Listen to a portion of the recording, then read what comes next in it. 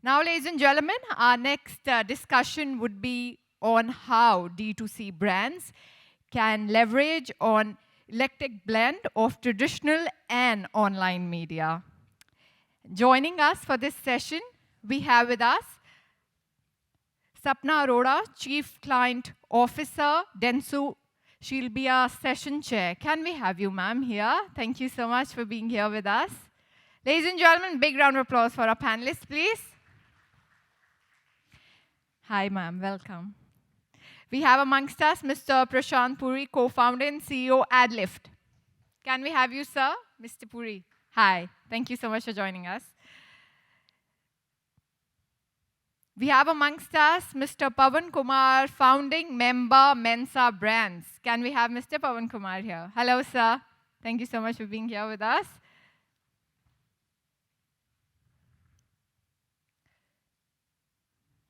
Next, we have amongst us Sai Thota, Head Digital Marketing, FNP.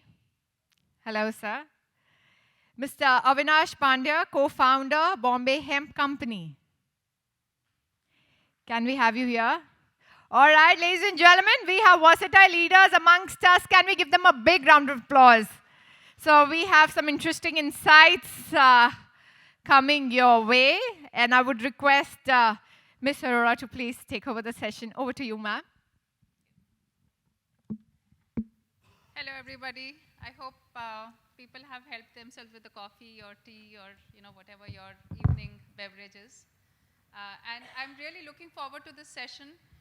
It's about a topic which sounds very general, and as I was unlayering it and thinking about the discussion points and thinking about what I would be talking about, and specifically when I was having the backroom discussions with these gentlemen, I felt that there is a lot to decode. We've got a very rich set of perspectives here. We've got people who've started their businesses in this area.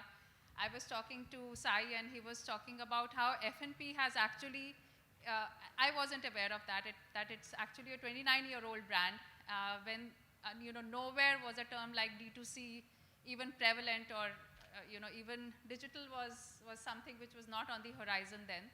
And looking forward to the discussion today, and hope it'll bring value and it'll add new perspectives to everybody here. I just want to start by a round of introduction, and also if you could give a comment on what your interpretation of D2C is. It sounds very, very innocuous term. It sounds very simple and straightforward, but as I said, as I was thinking about it and the discussions that we were having, it's been oversimplified probably. So would just like to hear your perspective on how what D2C means to you and how you have decoded it. So introductions as well as your interpretation.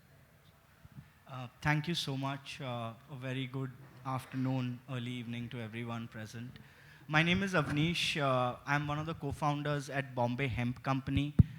We're one of India's primary hemp health and wellness company. For us, because we are dealing with a very sensitive subject, hemp is basically the English name for bhang, or cannabis, as we may call it. For us, it has been a very sensitive subject in terms of how we communicate, what we communicate, and also for us, it's about finding a customer rather than just a consumer.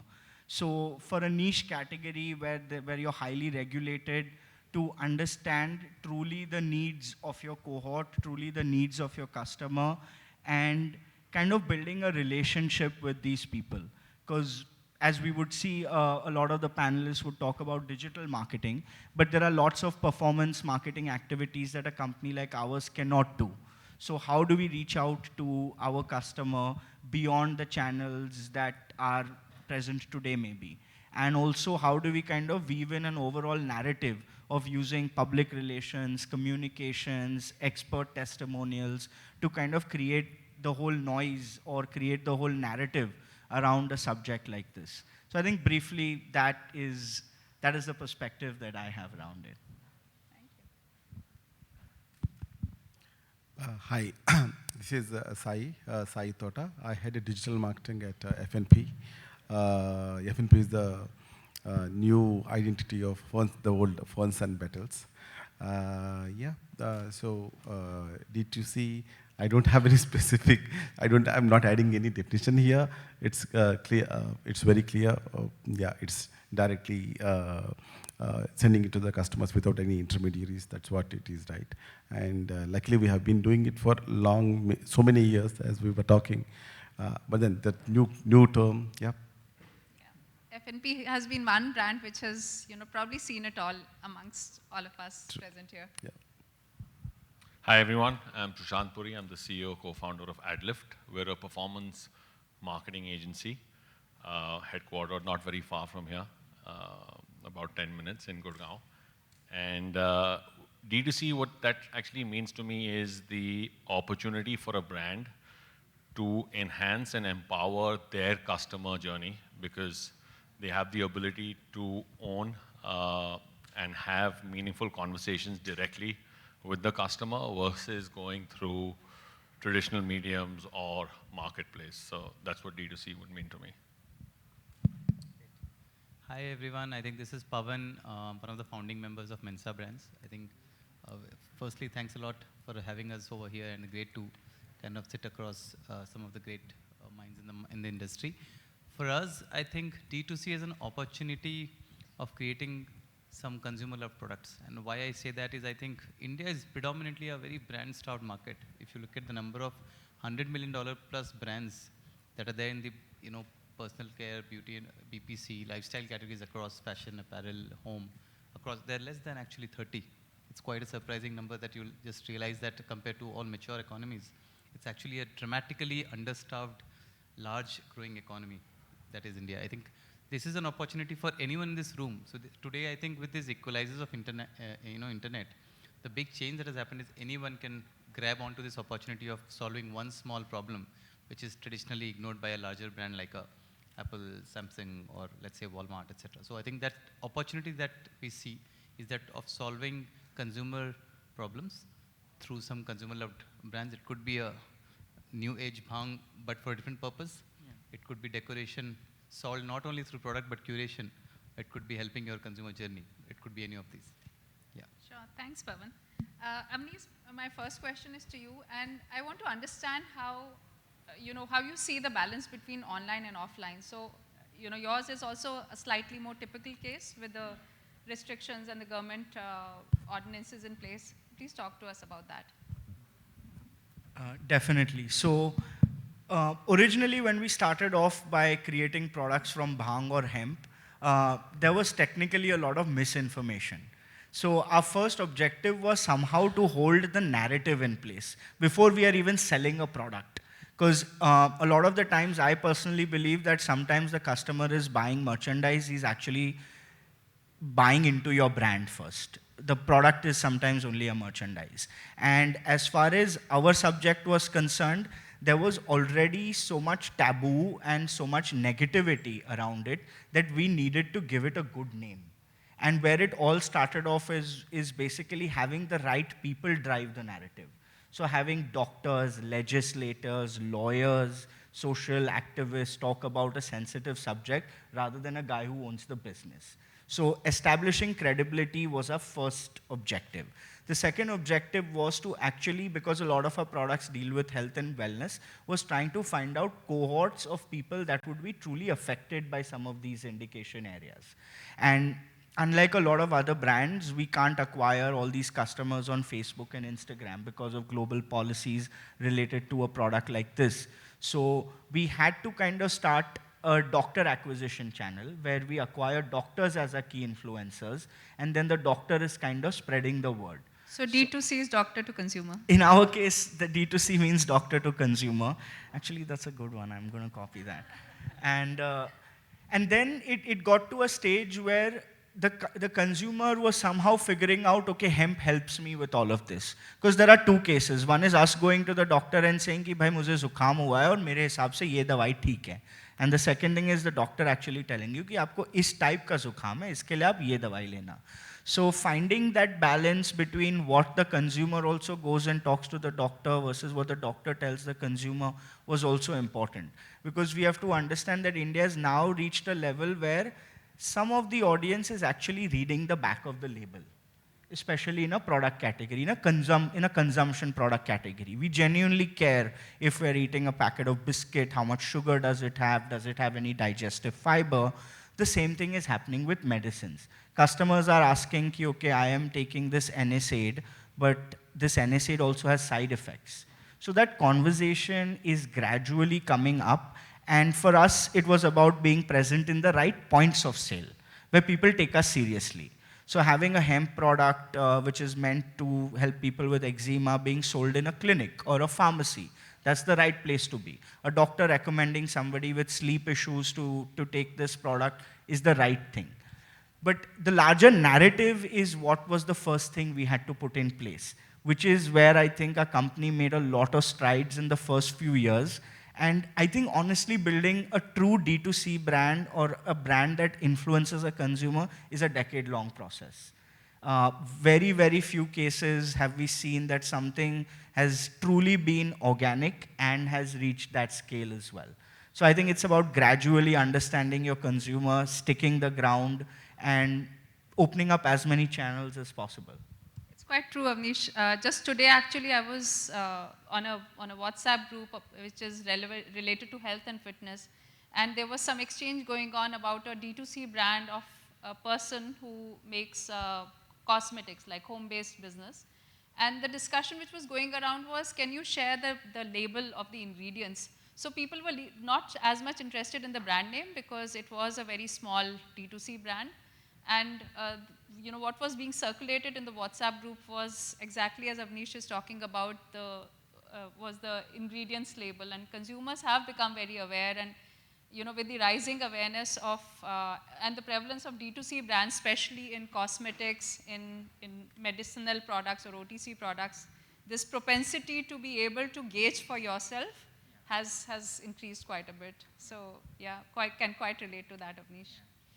Sai, my next question is to you, and I want you to talk about the journey that F&P has had. As I was saying earlier, it's started from an era where all of this digital was nowhere in discussion. It was a completely offline traditional product and brand, and it was using the very traditional franchisee model. And then how did the evolution take place? And you joined the company when it was on that cusp of transforming into a digital-first brand. How have you seen the dynamics change, and what's been your take? Okay. So basically, when the company was started 29 years ago, it started as a florist shop, I think somewhere in Friends Colony or something in Delhi. That's where it started, and slowly it grew into a number of shops and all. So at some point of time, I think probably somewhere around 2002 or so, I think Pawan Gadia, the CEO, was actually trying to figure out I think it was very initial years of e-commerce and all, especially in the backdrop of the category that we operate in. The category that we operate in is actually somebody sending a gift to somebody else. Okay, and most of the times, because of in the backdrop of the migrations that are happening, it's more and more, a majority of these orders actually go cross city, intercity. So for example, somebody sitting in Delhi sending gifts to, or rather in those days, flowers to Mumbai, somebody sitting in Mumbai sending flowers to Bangalore. This has been a growing trend. Having seen this, why not setting up a website and all? That's when it was done. And slowly the website, and then, so there were more and more customers asking for what more than flowers. We want to send something else. That's and when that something else, it became more and more, people were asking actually for cakes, and so we started building the category of cakes.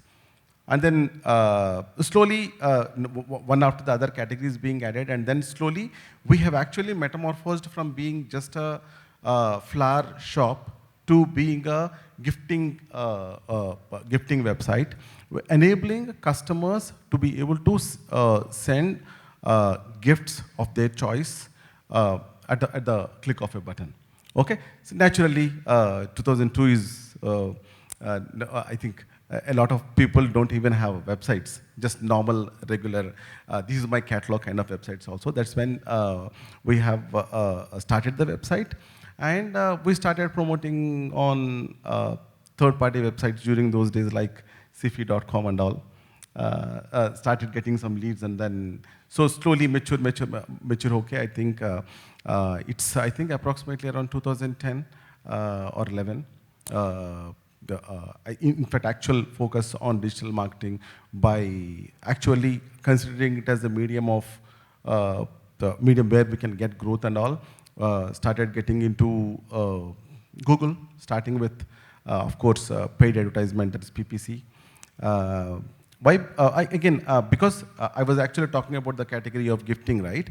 The category is actually, it's a need-based category. People send gifts when there is a need. That gift, the need is somebody having a birthday, somebody having an anniversary, right? So if people know the brand, they directly go to the brand, and then the transaction is done. Else, naturally, naturally you go back to Google and type in, okay, because you are in Delhi, I want to send flowers or let's say gifts to Mumbai. The thing is, you actually type in, right? So it started with that thing, and naturally, because SEO happens to be the long term, and then that got added, and slowly, online journey has started. Now we are a digital first brand. At times, the conversations are like, we are a tech company who happens to do retail by actually helping customers to send gifts across, or rather deliver their emotions to the. Technology happens to be this enabler, is what we have been saying.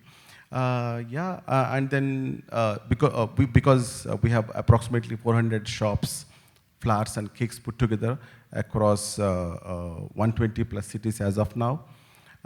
Plus we have a few warehouses in Delhi, across Delhi, Mumbai, Bangalore and all. This is the story of FNP Rise Up. Sure, great. And I just want to break the linear fashion in which I'm progressing, and I'll come to Pawan. Pawan, so you have the house of brands led by the Mensa name. So we all are aware of the kind of advantages that our D2C brand has over the other traditional legacy approach. What in your view has been the biggest disadvantage post-COVID? So, during COVID time, there was obviously a natural benefit that the D2C category as a whole had, because consumers were constrained by certain physical parameters. Post that, what has changed? What are the challenges that you're seeing right now? And please also talk about media. I don't want to be guilty of not being on topic during the panel. No, not at all. Not at all. I think it's a very interesting question.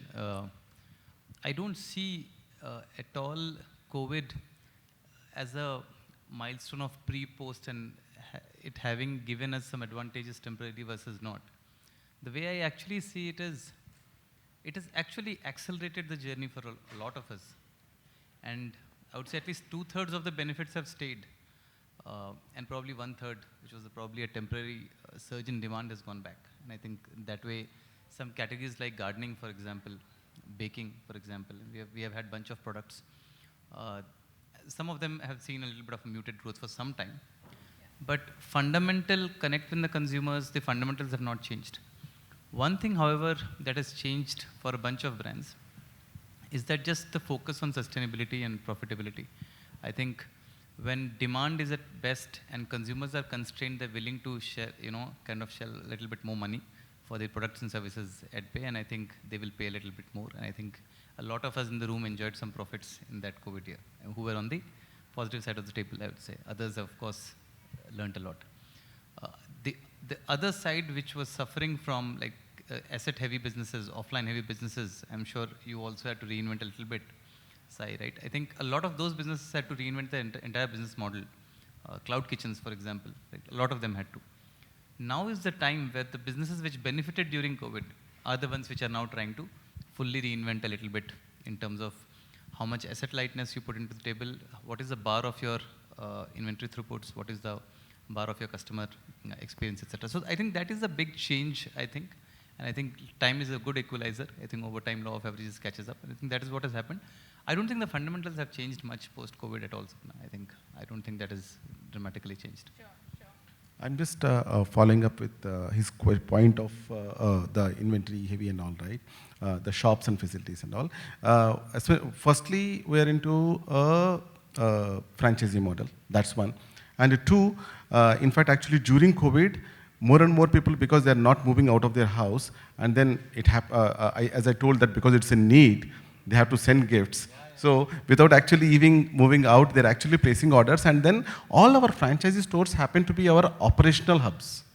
Correct. So because of which it's actually a big advantage none of our competition had. It's actually a big advantage for us because we have 400 shops across India, right? And then it's not just India, because we're also present in UAE and Singapore at that point of time. In fact, actually in UAE and Singapore, the restrictions were more. And we were able to really reap good profits, I would like to say. Yeah, it's actually the other way around.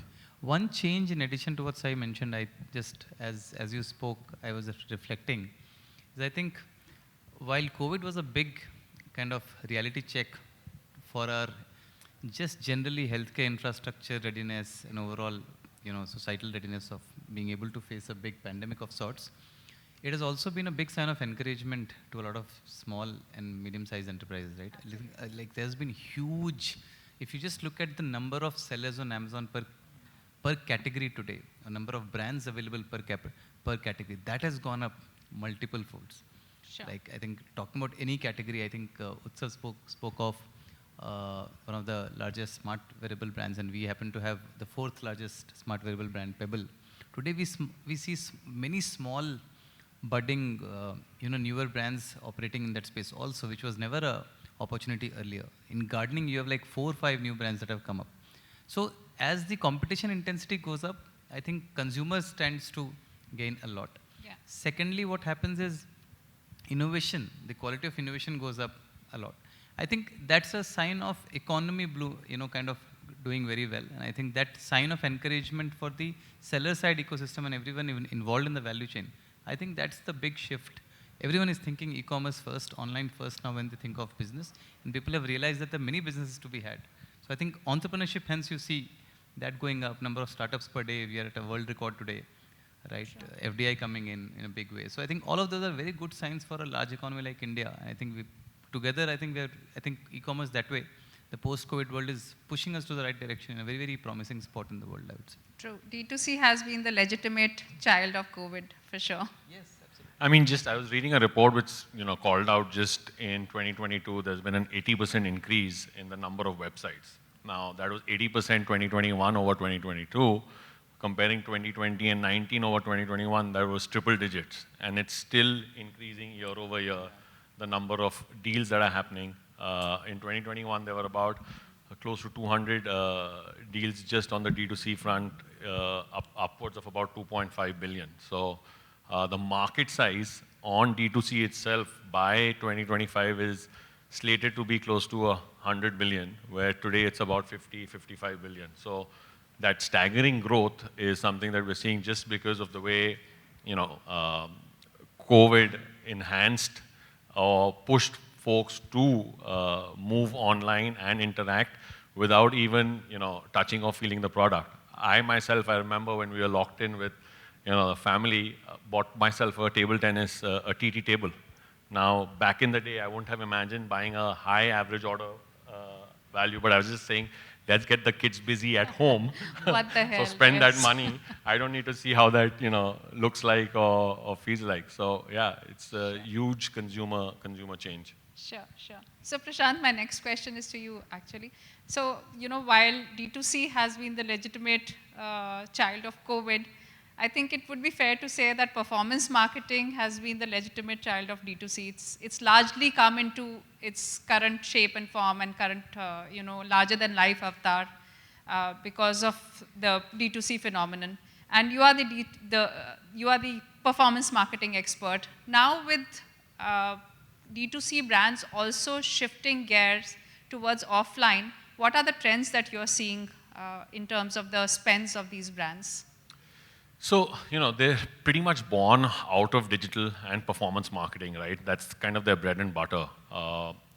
And the channel of driving sales revenue predominantly has been, Google, Meta, obviously. Apart from that, we've seen D2C brands focus highly, brand building is a huge part of overall marketing budgets, right? So if you were to split it up really simply, there's performance and there's brand. Both go typically hand in hand. Brand helps top of the funnel, performance helps below of the funnel. Now, top of the funnel, if I was to rewind, maybe 5-6 years ago, when you talk about top of the funnel across marketing, it would be, a TOI ad, it would be traditional media, it'll be, sponsoring spots on IPL. Fast forward now in 2021, 2022 and beyond, it's always first testing out short form video formats, larger form video formats across the likes of YouTube, Instagram, the entire Meta family.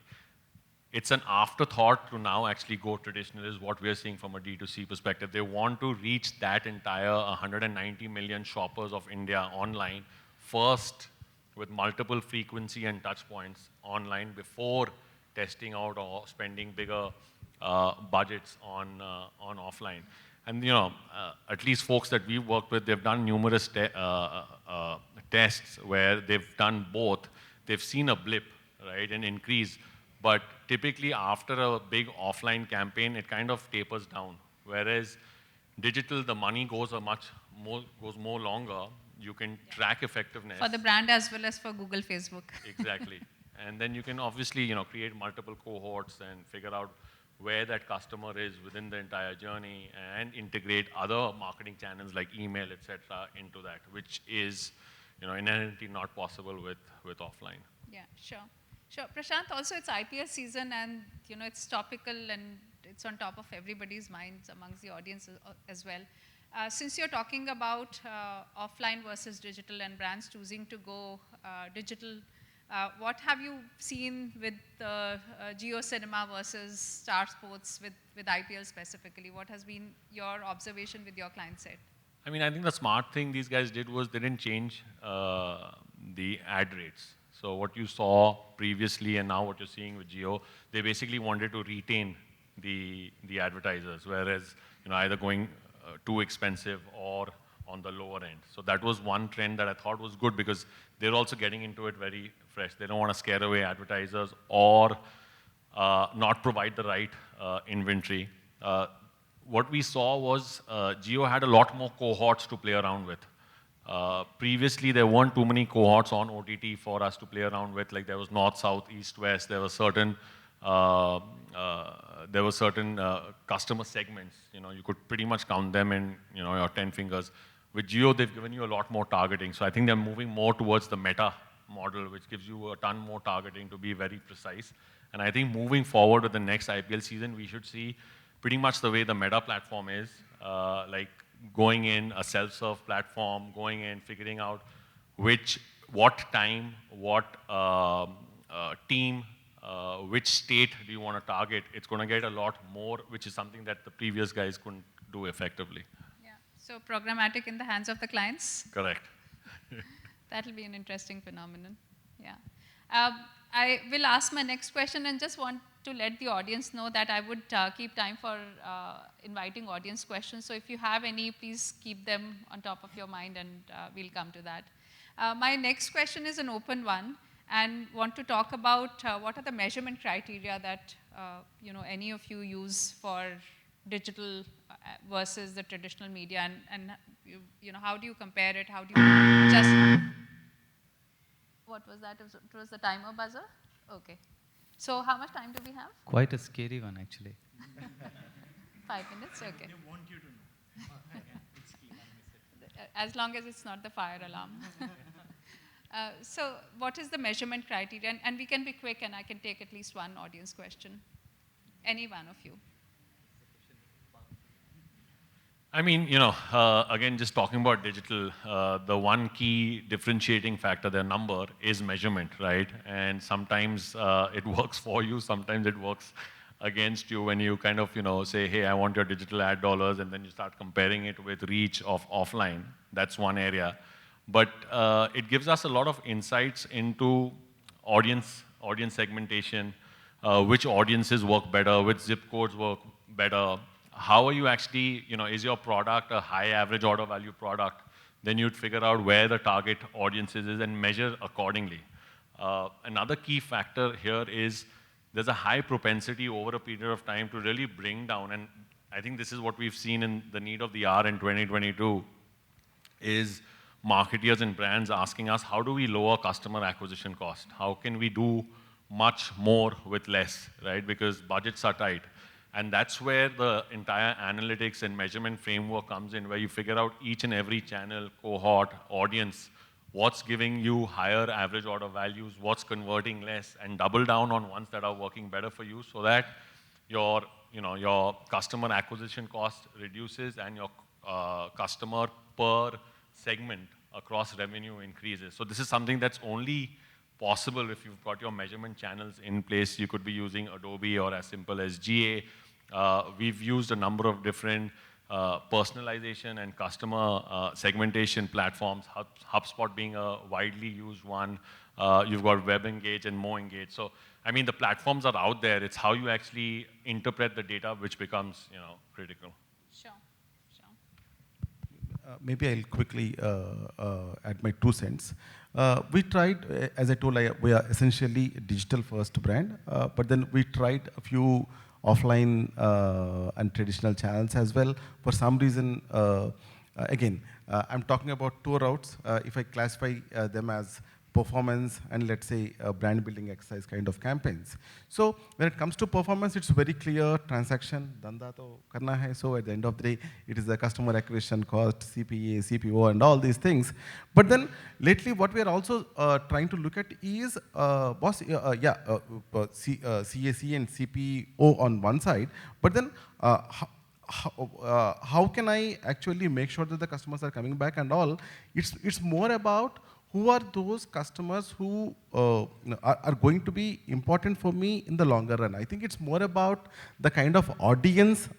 So audience bidding is actually something that is actually we are trying to improve our measurements towards, more than just looking at CAC and CPO. That's one thing that we are trying to do. Again, if we talk about media, naturally when we did offline and all, we were not able to measure properly, and for that matter, to some extent, because at the end of the day, whatever are the brand or mind metrics that need to be observed, naturally somehow we were not able to do it when we did, because we did 2 campaigns lately, when we hired what you call celebrities and all. Actually, we did a big TV campaign, and then in the second phase of it, we went mostly on YouTube and social. The second one actually gave us a lot of traction in terms of whether it be mind metrics or for that matter even performance metrics. But then measurement-wise, as I told you, we're actually trying to look at the audience metrics more than just the transaction ones. For us, I think a lot has already been said, but for us, the most important thing is because we're mainly dealing with patients and people who have ailments, so repeat purchase is a very, very important thing. If somebody discontinues their treatment, then we know something's gone wrong. Maybe it's not working well enough, they require more consultation, etc. So I think more than just decreasing customer acquisition cost, it's about how do I improve the lifetime value of my customer. Because maybe in some cases, the customer acquisition cost is very high because you're looking at a specific niche. But if you are truly solving their problem, that consumer becomes a customer. And I think that journey is what a lot of the new brands don't focus on. Because to hit certain metrics, to hit certain numbers, we gamify the system and get to a certain number. But if the marketing machine is running dry of funds, then the same business cannot exist. So I think we have to be very careful when we are looking at some of the performance marketing metrics because they don't necessarily give the whole picture of the business. Maybe a little bit to add on, I think the tendency is to look at cost per transaction at some level. The reality is that there is not only a cost of acquisition today, there is a cost of retention. And across platforms or your own platform, you keep retargeting and we don't talk about that as much. So I think the important piece is, I think if you talk about measurement, to say any media is being effective for you or not, is like by channel, what is the retention that you see and what is the quality of customers that you see. I think that becomes a relatively understated of a problem, I think. I think going forward, everyone will be able to run ads. Who will be able to attract customers and retain them over a period of time without a lot of repeat effort, I think is the key differentiator going forward in my view. Sure, sure. Any quick question? We'll take one. Sure, please go ahead. You can just try. We'll let you know if we can't hear you. It's a small room. My name is Sumit Sehgal. I run my own marketing consulting company called CMO on Order. Hi, my name is Sumit Sehgal, and I run my own consulting company called CMO on Order. My question is really, which is the question to the panel, is offline marketing really required for a D2C brand? If yes, why? If no, why not? And if it is required, is there any stage of the brand where it comes into play or where it doesn't come into play? I'm still struggling for that answer. Maybe I can go first. I'll take a crack at it. I think to disclaimer, there is obviously no right or wrong answer in my view. It's perspective. In our point of view, offline marketing depends on the stage of the brand.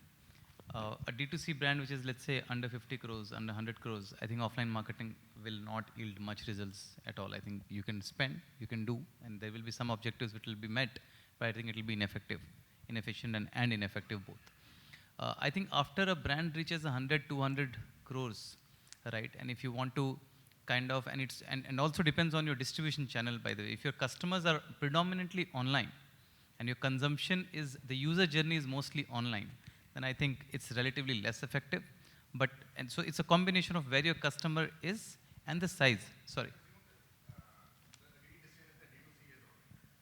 So your question is if the brand is online? Not necessarily, because if I have my, I mean, if I have my EBOs, which I'm directly, sorry.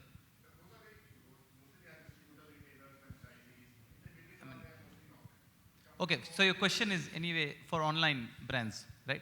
I'll take it as your online brands is your question. At least my view is that for online brands, I think till a certain scale of 100, 200 crores of sorts, I think offline marketing is not as much important. But there comes a point, and we see this in Pebble's case, which is the number 4th brand, and the category is driven a lot by awareness, right? Just general awareness in a market is, whatever is on top of mind is kind of works, and we have a lot of offline channels as well, like general trade. So if your channel is also offline and awareness levels becomes extremely important, just targeting does not work. Sorry, sorry. So if awareness levels are extremely important and top of mind generation is needed, I don't think, and of course biased, but I don't think that level of awareness generation is possible today with only online. At some level you have to start doing offline, in my view, is what we have seen. Because when you have like 7,500 stores and a lot of your customers, while they consume a lot of media, the span of the media is also very less today, and you're accessing 20, 30 videos a day. You may not remember as much. So hence some level of reinforcement when you come to offline stores, etc., is also at some level needed. So I would just say 10-20% of media to offline at 200, 300 crores plus stage is something that we at least feel is possible, is the right mix at some level. All right. Yeah. Thank you so much. Thanks, sir. Yeah. So we'll be ending our panel discussion here. Thank you so much. Can we give a big round of applause to our panelists, please? I request you all to please join us for the photo op. Valuable discussion on customer acquisition, customer retention. Thank you so much for sharing your valuable experience with us. We truly appreciate it.